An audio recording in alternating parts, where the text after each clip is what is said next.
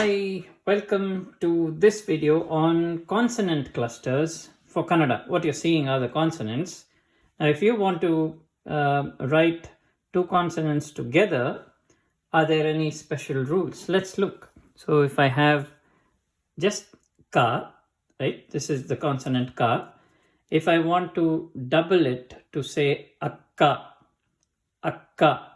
like that, the K, K, A. So in English, I would have written A, K, K, A, for example. So to double that ka, you have a separate rule.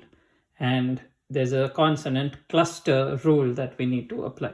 So if a ka is, followed by a ka, how do you write it? Ka with a ga, how do you write it? Ka with a gha, how do you write it? So for these consonant combinations or clusters, what are the rules? How does it look?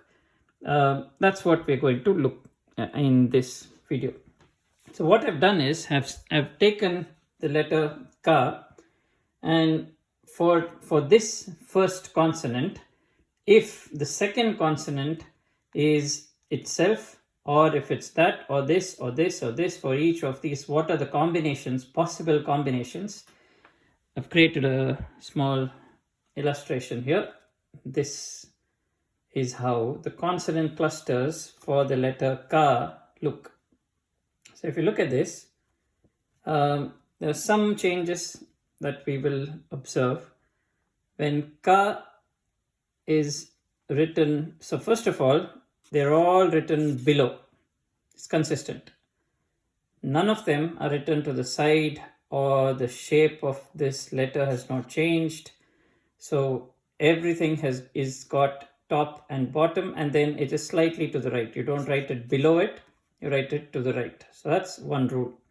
The other rule is the letters that you write below, the second consonant that is written below, that is smaller in size compared to this one. So that is another consistent rule in Kannada. So a few consistent rules are there.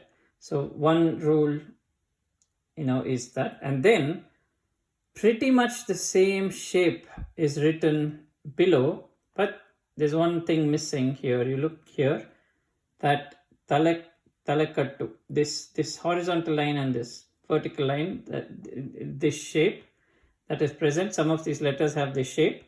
If the letter here has got that shape on top, if it's got this shape on top, then when you write it below, you drop that. That's the rule. That's it.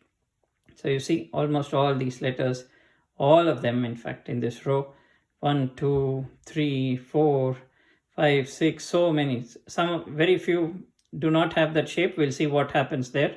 But wherever you have that shape, you just remove that. So you see ka, you remove that line, and then you write it below. So this is ka when it becomes akka. Ka and ka together. Ka and ka together, it doesn't have that line in the original shape, so write it as it is. That's the rule. If it doesn't have that, just write it as it is, but smaller in size. If it has that over there, this shape, drop it and write only this below, smaller in size. Gha, again, same thing. So this is gha. Drop that and put this over here. And this one does not have that, like that, and you write the same thing.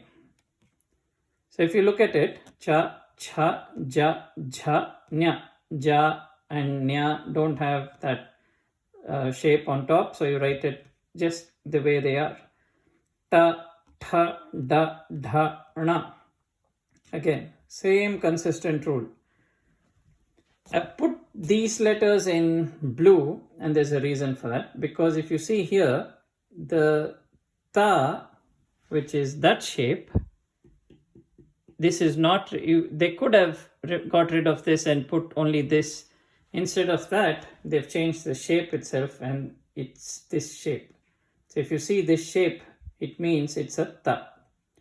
So we have to remember it. Let's see why it is blue in color and why it's not red. Generally in these videos, if it's an exception, I show it in red. Intentionally, I've kept this as blue, and I'll tell you the reason why. because for multiple letters, you will see the same pattern. So a similar thing happens with na. That's the shape of na. But when you write it down in a consonant cluster, this is the shape of na.